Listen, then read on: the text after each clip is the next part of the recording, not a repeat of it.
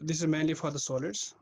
Features idea band structure, insulators, semiconductor conductors. This we all have done. Energy band gaps of semiconductors, effective mass और Fermi surface, ये थोड़ा सा हो सकता है जो आपको थोड़ा और डिटेल में पढ़ना पड़ेगा। डिटेल में नहीं, आई थिंक थोड़ा सा let you go through the concept of this, because ये सिलेबस ऐसे फ्रेम किया है कि दिस ये आपको आगे कहीं नहीं पढ़ना है, और so I don't think see any motive of putting this unit there. They should have directly started from this. And another point is the energy band gap this, and then there is effect of localized particles. ये थोड़ा सा वो topic है जो आपने शायद नहीं देखा होगा. Localized particles means impurities. When you dope, then there become donors, there become acceptors. Then deep traps are some energy levels where a particle can be trapped and it cannot be let released by without any external energy. Mobility of those free carriers, and what are externs. Externs is an important concept. But the point is that we will go through this at the end. Let us start from the second unit actually, which is basic of actually, which is the main nanoscience and nanotechnology actually. And the third unit, this we will go through. There is Moore's law, surface energy. What happens to surface energy when we change a bulk material to a nano? Bulk means that large macroscopic object. For example, a copper block, a gold coin, it is a bulk. When you make it a small fine powder, it becomes, it can go through nano to micro or to micron size. It can even go to the nano size. And what happens to the surface energy at that time? Then there is a quantum confinement, an important concept in the nanotechnology. Then this quantum confinement is the crux of the many technologies right now which are developed. Two-dimensional quantum systems, that means quantum well, quantum wire, quantum dot. So quantum well is a two-dimensional, quantum wire is a one-dimensional, quantum dot is a zero-dimensional nanostructure actually. So nanomaterial structures, जैसे क्या क्या होते हैं वो यही है. These are different types of nanostructures. Density of states, यानी जब आप change करोगे, जो आपने density of states, what you have done in the earlier class, where you find the density of states is the E directly proportional to under root of E, d of E is under root of E, but that is for the three-dimensional case when you have a bulk material. But what happens when it goes to semiconductors, and sorry, when it goes to two-dimensional and one-dimensional case? Then there is a synthesis. 1 minute. How we synthesize the nanomaterials. Actually, what are the different ways by which we synthesize this? And different techniques. One is top-down, bottom-up. Top-down means ion beam. These are different types of top-down. Then there's a bottom-up. Bottom-up means combine the small and get a bigger unit. Top-down means you take a bigger unit and make it small. So these are the two main techniques in the synthesis of nanomaterials. One of the most important types of nanotubes is carbon nanotubes. Synthesis, their synthesis, synthesis of carbon nanotubes, properties, and it is their applications. Fullerenes and graphene are the two isotopes of this carbon nanotubes. MEMS means micro electronic mechanical system. Engineering students know it better. And these are nano electronic mechanical systems. Then last one is the structure, this characterization. Characterization means once we have a nanomaterial, how to characterize it, how to see it, how to measure its properties. Then we will use different techniques like you have done in the experimental techniques in the last unit. But here, these are pure experimental techniques like X-ray diffraction is one, scanning electron microscope, transmission electron microscope. So these techniques we use to see and to verify the different properties of nanomaterials, what we have prepared by using these methods, EVO methods. So the main nanoscience nanotechnology unit is the unit second, where you will study some basic properties, basic physics, and this is actually the synthesis and the characterization, then how we synthesize them and how we characterize them. This is a book actually, but it is not in a good shape. You can, this is the book you can go through. I will mainly use. You can download it from this website, from web, and this one. You can take the screenshot, Introduction to Nanotechnology, Charles P. Poole and Frank J. Owens. So this is the book which we'll mainly use. Here. Yes. One more is there. I will send you that screenshot as well. There is everything here. Okay. Yes. Introduction to Physics of Solid State, which is the first unit. But man, you can take any solid state book which you have already there. Wahab or Kittel or Ilium or whatever you have. Now methods of measuring properties, how we measure. So those are different approaches we will go through. So let us start from the second unit. We will start from second unit. And if I take it,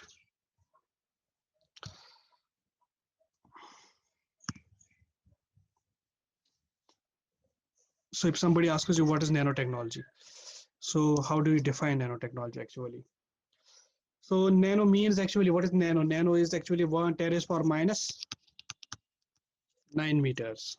So you have 10 × 9 meter. This there's 1 billionth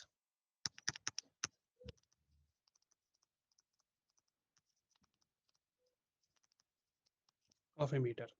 So range of this size, if you observe any dimension, because you have 3 dimensions generally which we measure in real world, and any one of the dimensions, if it comes into the range of nanometers, there is no fixed actually line.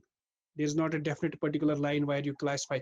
That means if it isn't like if I say that up to 100 meters, it's a nano. Beyond 100, it is not nano. So that is not a case, because you cannot say that if it is 100, it is a nano, and it is 101, it is micro. So there is approximate. Actually, the definition is approximate. It is relative actually. So if you have an object, for example, a 3 dimensional block, this, and you make it smaller and smaller such that any one of the dimensions of this material comes under the nano range. That means from approximately 1 to 100 nanometers. It can 110, 120, 101, 102, 99, 95. So it is approximate, it is relative, somewhere around this 100 nanometer range. So this is called actually a nanomaterial or a nanoparticle. Okay, so there is no fixed line actually. So it is a relative term, and any one of the dimensions, if it comes under the nano range, it is called as a nanoparticle. And the technology, the essence of this technology, actually we work at molecular level, because an atom has a dimension of 10 to the minus 14 10 meters, that is an angstrom, and an electron has a dimension of 10 to the minus 14 meters and minus 15 meters, and nucleus is 10 to the minus 14 meters. So you have different dimensions. So generally we take this range 1 to 100 nanometer, 1 nanometer, it becomes the size of a molecule. Okay, so we work in molecule, and we take atom by atom, we take single atoms, combine them and make a structure. So it is not just like that you are decreasing the size of a system and it should be in the nanometer. No, you are taking the individual components and they are in the range of nanoparticles, nanometers, they are in the range of nanometers. So you combine atom by atom such that the final structure comes up out to be 1 to 100 atoms, or 1 to 50 atoms, 1 to 10 atoms. And that is how the nanomaterial or nanostructure is made actually.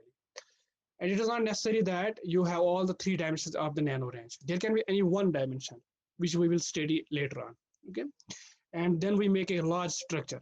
So for example, if you have a transistor, you can take a transistor in your hand. So we cannot say that transistor is a nano, but the components inside the transistor, they are of nanostructure, nano range, nano size. So you can combine different components which have a nano size, then make a large structure. Okay, and this is a new structure, and those components which are in the nano range, you can change their properties are different than from what they are in the bulk. Bulk means, for example, I will show you some examples here, that what the bulk is and how their properties will change. Now if you see the nanotechnology, so these actually, it is generally the technology which works at nanoscale. Simple. And you have a technology which is working at a nanoscale. Generally the technology which you see like in automobiles, that is a very huge, parts are very large, but there are some parts in the, like in the automobile industry, where the nanotechnology has been used. Okay, that means you can take a fine powder of carbon nanotubes. You can take the carbon nanotubes, like you if you have heard the time this term carbon fiber. So generally carbon nanostructures are made, and then they are uh, formed into the those very large parts. So there is a uh, basic ingredient or basic fundamental unit for that manufacture is the carbon nanostructure. Okay, like the graphite or the carbon fiber is there. Okay, and this is concerned with the material system whose structures component these exhibit very novel property. Novel means very new properties which you cannot see in the bulk. And you take a block of a copper, a sheet of a copper, and allow a current to pass through it. It can have different value when you take a nanowire of a copper and then allow the current to pass through that. So these may be two different properties. Differently, the parameters will differently will totally change. Okay, they can have different physical, they can have different chemical as well as biological properties, and because of their small size.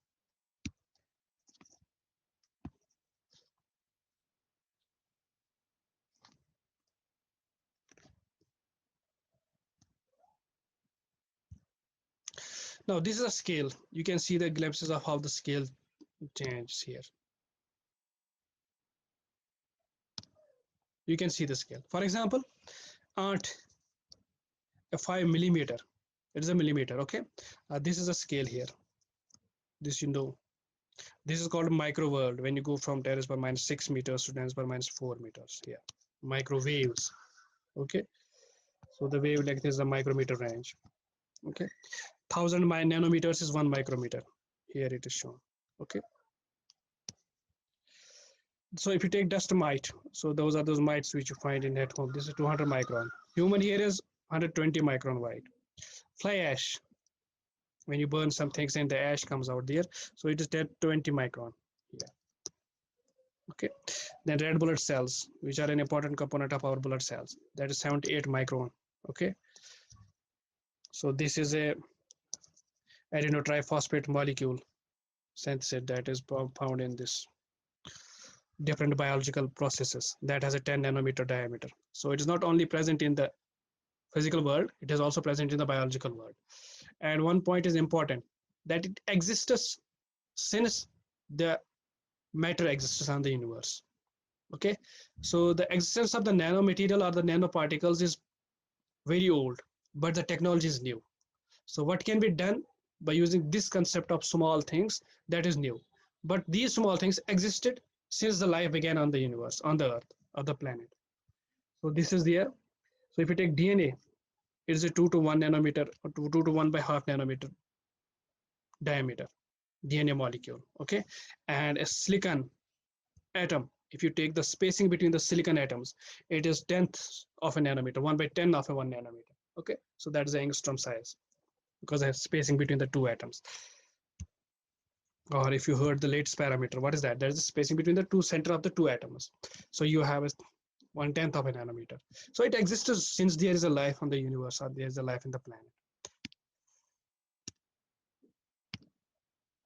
Now, head of a pin. This is man-made actually. These are the things which existed naturally here. So this is 1 to 2 millimeter. Microelectron MEMS, those are 10 to 100 micron meter wide. And like this, these are the pollen glands, red blood cells, whatever there is.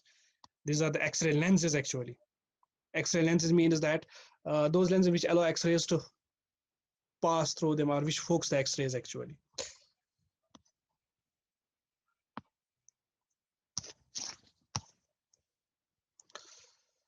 These are self-assembled actually. This that means carbon nanotubes actually. These, they are made when you allow some solution to assemble by itself, and they are tens of nanometer, 10 nanometer, 100 nanometer. Sorry.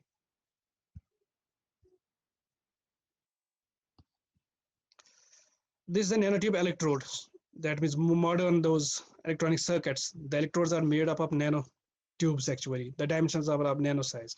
So these are the nanotube electrodes. You can make these as well. These are called carbon nanotubes, 1.3 nanometer diameter here. And carbon buckyball, that means it is a decadahedron. That means it has large number of like that ball. So it has a size of 1 nanometer diameter. This ball, this is carbon nanotube actually. Fullerene, which got Nobel Prize actually. This discovery got the Nobel Prize, and it has a dimension of 1 nanometer.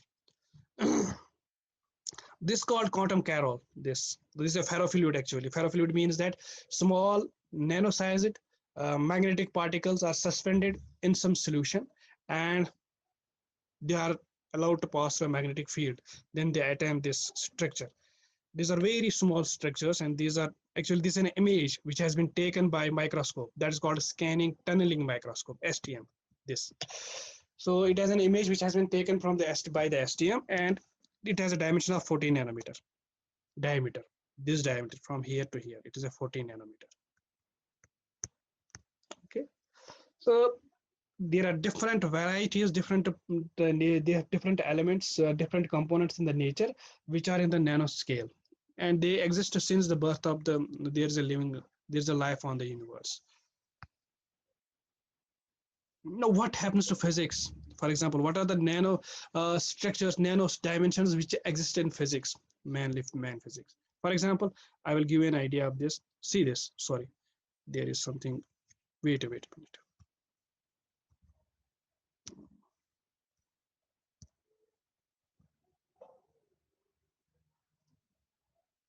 Just a minute, okay? Hmm. See here. In physics, for example, see this. You have electronic transport, okay? You have Fermi wavelength, lambda f, and scattering length. Scattering length of the electrons. That means electron comes and it's scattered. So up to which distance it travels without scattering, that is scattering length. So that goes up to actually 1 angstrom and 10 to 100 nanometers. Okay. Irfan ko kya problem? Irfan. So this scattering length goes up the order of nanometers, 10 to 100 nanometers. You have a wavelength of light in the medium, that is lambda by 2n, and this n is the refractive index. So that is 100 to 300 nanometers. You have magnetic interactions. That means two spins can interact with each other up to what range of distance? That's exchange interaction. Magnetic dipole interactions, which we have studied actually already. This goes to 1 to 100 angstrom. That is 10 nanometer. This means 10 nanometer. Okay. Dipolar interactions actually. Then if you take phonon mean free path, so hundreds of nanometers at room temperature to very large at low temperature. Because as you decrease the temperature, the vibrations will decrease, and an electron phonon can travel without scattering up to a very large distance. And you can imagine, for example, if an electron travels in a material without scattering, it does not lose its energy. So we have a very good output.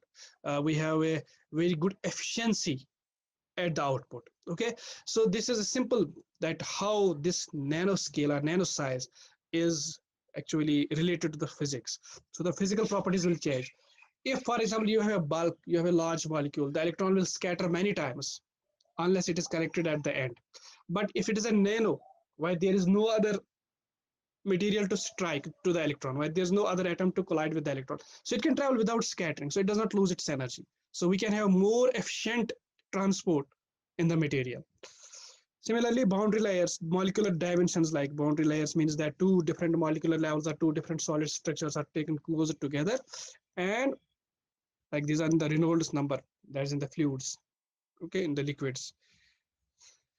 So this is basic that where we come across these nanoscales. Those were in the real world, these are in the physical world, and you can see that changing any of the parameters to the nanoscale can affect a property at a large, and we will see that how those properties, size dependent properties, change.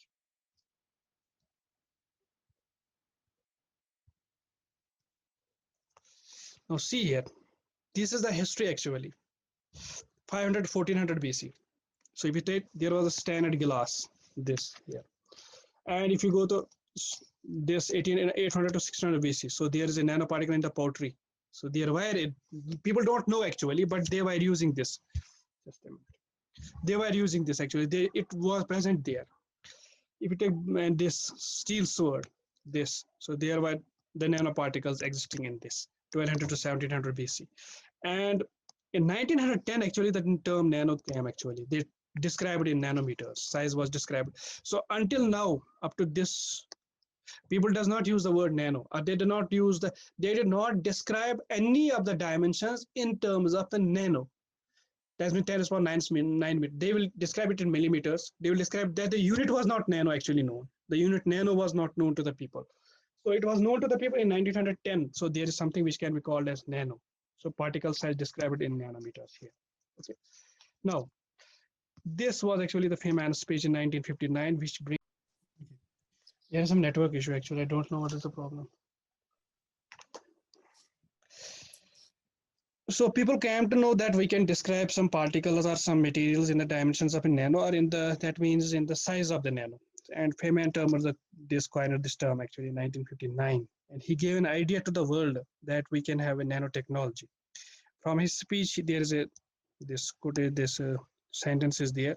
That means Feynman says that as far as I can see, we cannot speak against the possibility of man doing things atom by atom. So that means what he means to say is that he's saying that we can take we can make the structures which can be made by combining atom by atom. So we can take an atom. That means we can structure, we can combine one atom, two atoms, three atoms, or four atoms, up to 100 atoms, and that structure can be then in the range of a nanoscale. So that can have dimensions of the nanoscale. So that's what the Feynman term first time in the 1959.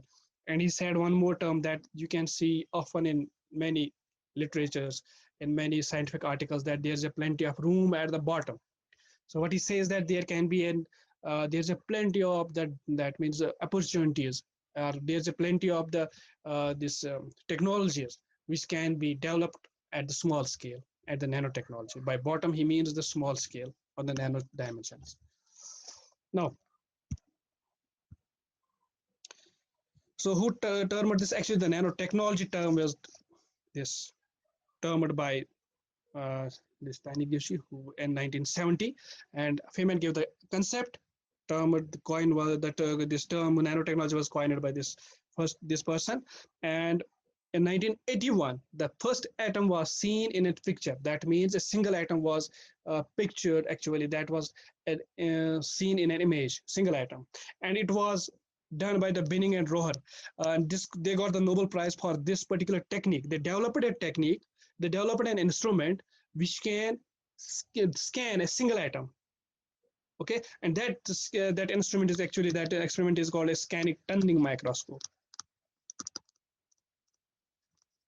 Tunneling microscope, STM. So this is an important tool. Like there is an X-ray diffraction, there is an optical microscope, there is this scanning tunneling microscope. So what this microscope, it has a very good resolution such that it can scan a single atom. So you can identify a single atom when you scan some structure by this technique, by this microscope. Okay, so they got the Nobel Prize for this scanning tunneling microscope. And in 1986, this is the book which was written by Richard Drexler, and he writes mainly about the technologies which came into existence because of the nanotechnology. Okay, which can be devised in the nanotechnology. And what nanotechnology is? Actually atom by atom manipulation. Okay, like we have it earlier defined it actually. Yeah, so this is the same definition. Now where we are, this is the present.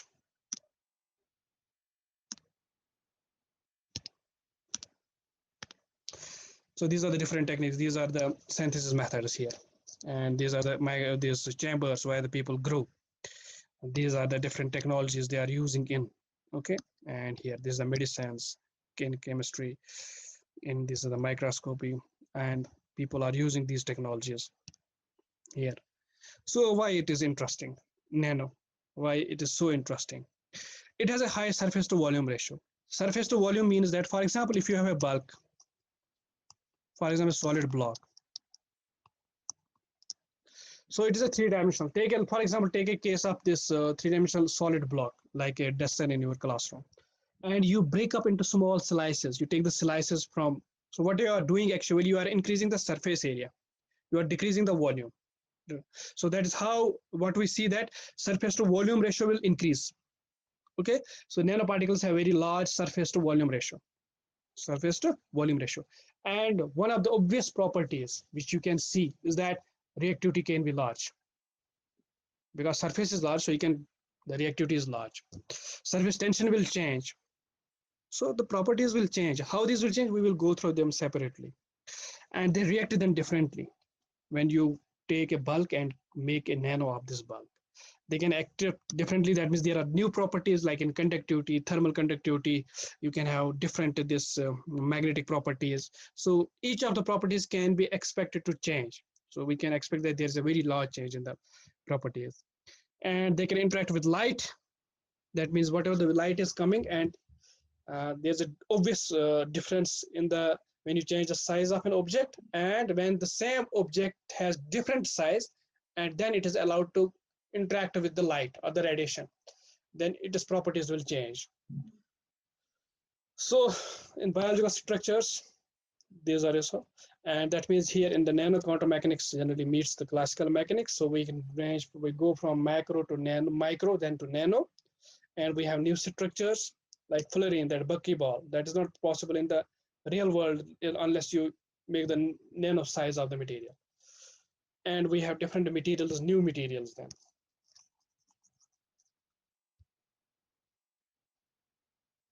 Now structure is changing, that means property is changing. Once you change the dimensions of a structure, you can expect a change in the physical property. Okay, so high percentage of atoms are at surface. So that means when atoms are at surface, you can confine a particle. For example, recall that what is called particle in a box. What is particle in a box? You are confining a particle to move in only one dimension, in one dimensional box, and in two dimensional box. So you confine actually a particle. So when it is a surface, so you have special confinement. So it is confined to that particular surface because it is not allowed to come out of that surface, and there is no other dimension where the particle can move, like an electron in a material which has a surface. Like this is a surface, and it is of nanometer scale. So this material has only this degree of freedom, this and this, or this. So it has 2 degrees of freedom only. 1 degree is confined. So this confinement is a special confinement in the space. Now reduced imperfections. Obviously, when low number of atoms are there, you have lower imperfections. A thin structure will contain low imperfections as compared to that bulk. And what are the properties which are affected? Some of them I have told you, and some we will discuss in the later. And what properties we can change by changing the size. That is one important. These are 2 important points. So that way there is a structure property correlation. Structure property correlation.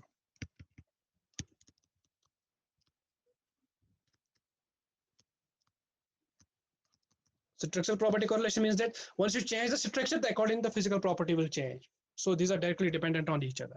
Okay, that's what the structure property correlation means. So this is important, structure property.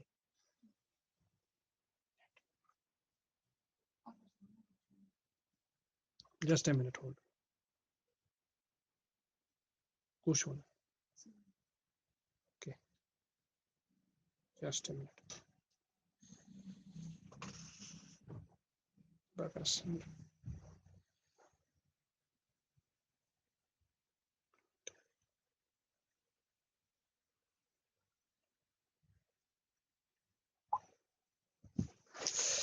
No. Okay. Oh, there's something different. So this we have done actually. What is nanoparticle? How big is nano actually? So these are the some origins. Natural, unintentionally released. These are manufactured, synthesis by man-made. And then there's a chemical composition, shape. We can have spherical. We can have needles. We can have platelets. We can have tubes. Okay, so we can have every shape of the nanostructure can be there. There is a quantum dot which is called artificial atom. So that means it is smallest 1 nanometer particle. And we can have a combination of these nanoparticles in gases which form aerosols, liquids which form gels and ferrofluids. We have solid which is matrix. That means you put up the nanoparticles in the solid matrix. Then we can have a single particle, we can have aggregate, we can have agglomerate. That means we combine different nanoparticles and make larger clusters. So we can have surface modification. That means they are untreated, they can be coated, there can be a core shell particle. That means there is a core inside, then there is a